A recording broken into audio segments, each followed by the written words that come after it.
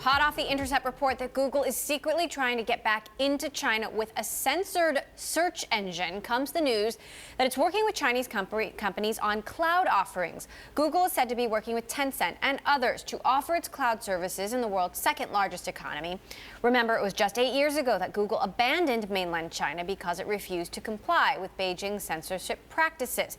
So what's changed? To try to get to the bottom of that, we've got our Bloomberg opinion columnist Shira Ovide in New York, and from Washington, Bob Boorstin, Senior Vice President at Albright Stone Ridge, and before that, he spent 7 years as Google's Director of Public Policy and was on the original team that determined Google's entry into China in 2006. And Bob, I was covering China from Beijing when Google left the country, and it was a huge stand that Google took, and I can't imagine what it was like being in the room as you were debating this in the early days at Google. What do you make of the fact that the company is now considering going back in and agreeing to the same censorship practices that it took a stand against?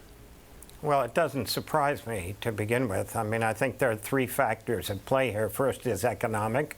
They see a market of 770 million plus internet users in China, and I think that's incredibly important to them. They want to be a player. The second thing that they have to look at, however, and now we go negative, is the political side of this. Already you're seeing senators here in Washington asking questions about why they're doing this, and also you're seeing a number of human rights groups taking exception. And finally, there's a moral question. And part of the reason that Google pulled out in 2009, 2010 was moral. And certainly nothing has changed on that front. In fact, Chinese internet regulations are now a lot harsher than they were back then. Exactly. The laws are even more severe today than they were 8 years ago. Senator Marco Rubio did speak to Bloomberg Thursday about this very issue. Speaking of the reaction from lawmakers, take a listen. I'm not concerned about it. I'm outraged by it. But here they are. Number one, they won't work for the Department of Defense because they don't want to be involved in killing people. But on the other hand, they work closely with a university in China that provides all of the technology for the Chinese military. And then here they are in the United States talking about how they stand for free speech and all sorts of things. But they're prepared to go into China and help the Chinese government censor information and deny people access to information. So it's hypocrisy. It's sickening.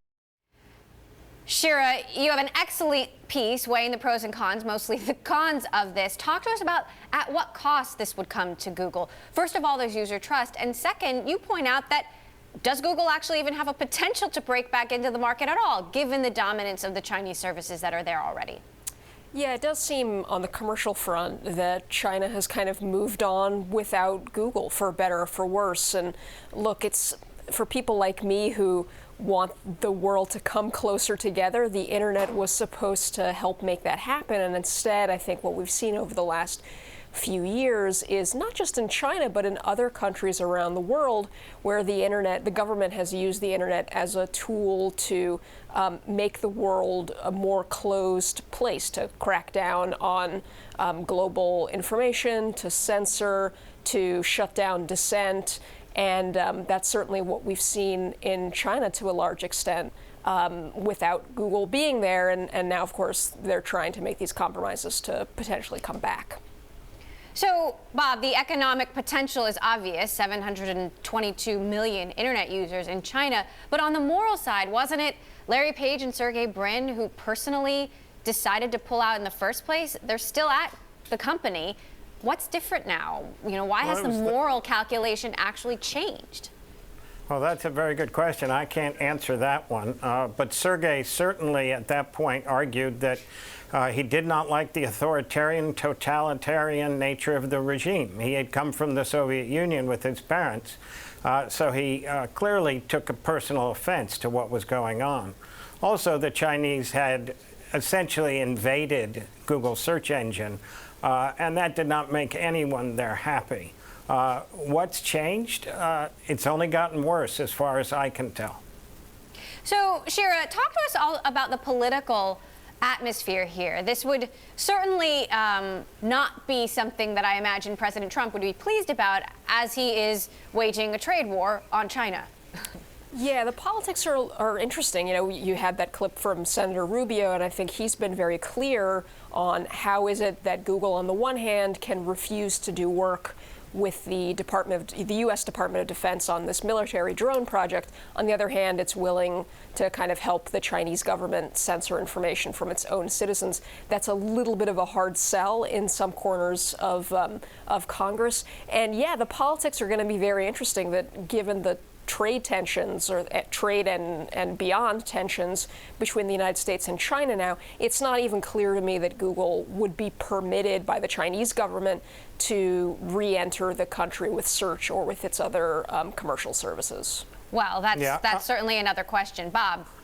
No, I would agree with that. And I think one of the things we have to look at very closely here is uncertainty, both in terms of what the Chinese government will allow and in terms of what Google wants to do. People are treating this as a done deal, and it's by no means a done deal. But the fact that just a beginning of a story about this has outraged so many should be taken as a pretty serious thing by Google. It's anything but a done deal, Bob. You're right. It also sets the standard potentially for, a country-specific internet. And whenever we ask Alibaba or Tencent or Baidu executives about censorship that they all abide to, they say they're just following the law in their home country. Google could certainly say the same thing. But if this happened, what are the standards it would set for other companies like Facebook, for example, which is still blocked in China? I mean, could you see a domino effect, going against, freedom of access to information? Well, I would argue that Facebook will never get into China. And the reason for that is that its fundamental utility is as an organizing tool. It allows people to organize. And that's the last thing that the Chinese government wants its people to have. Google is in a different place here than Facebook is. There are already plenty of search engines over there. And one of the big questions the company has to look at is it worth it economically? When Baidu, the chief competition, already has about 75% of the search market. Now, Shira, in her piece, reminds us of a hack attack that originated in China in 2006 on Google, where the hackers were trying to access human rights activists' information. Bob, what was it like being on the inside of that? Well, I wasn't there for that exact attack, but it's definitely one of those things you worry about a lot ever since something called the Shira case. Shira was a dissident.